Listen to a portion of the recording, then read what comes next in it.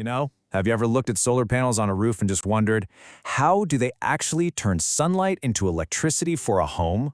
Well, today we're going to dive into exactly that.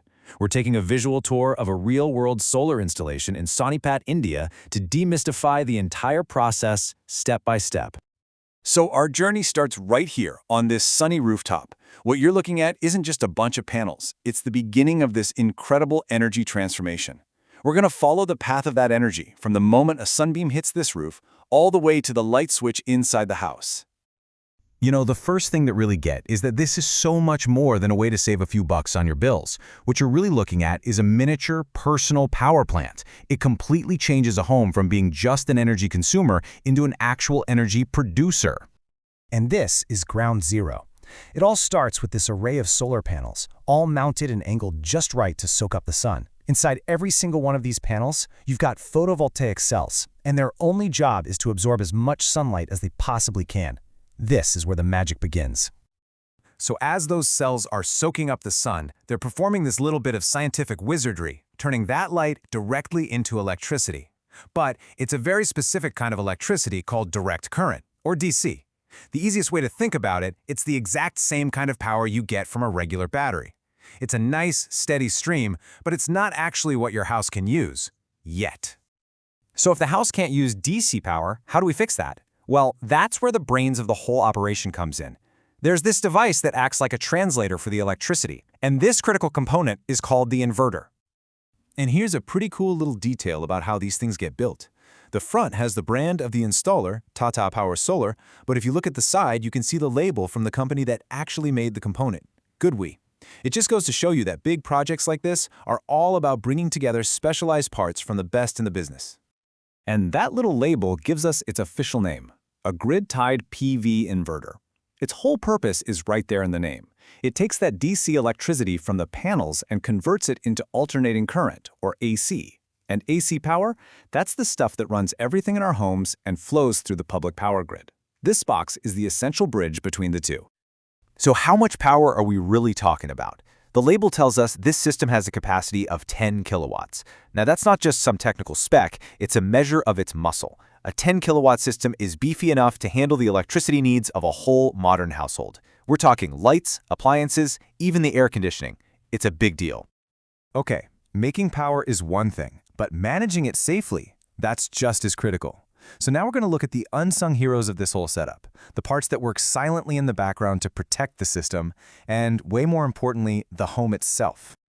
I mean, it's a totally fair question, right? You've got all this fancy electronic gear just sitting up on your roof, open to the elements. What happens when nature decides to throw a curveball, like a sudden power surge, or, an actual lightning strike? Well, this is your first line of defense. This copper rod is a lightning arrestor, and its job is simple but absolutely crucial.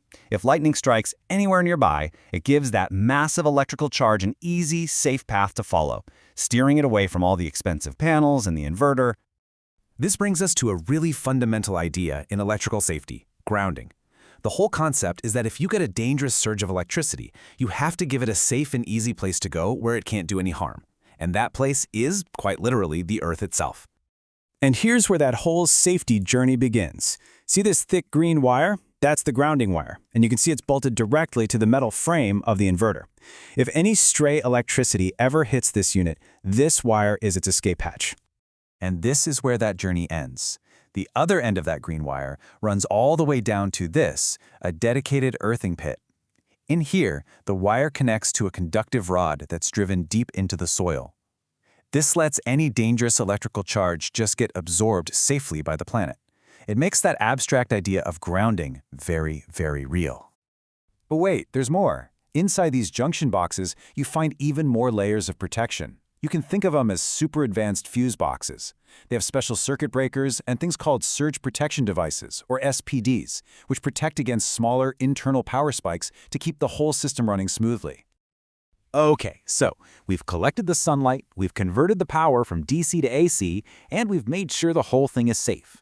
The last step in the journey is getting that clean energy from the rooftop down to your wall outlet.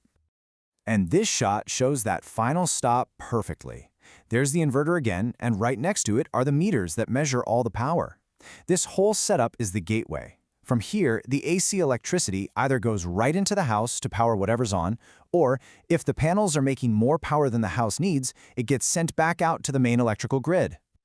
So what does all this really add up to? Well, for starters, you're generating your own clean, renewable energy. You're not relying as much on the main power grid, which, of course, lowers your electric bills. But I think the coolest part is that it turns a passive part of your house, the roof, into an active, valuable asset that's making energy every single day.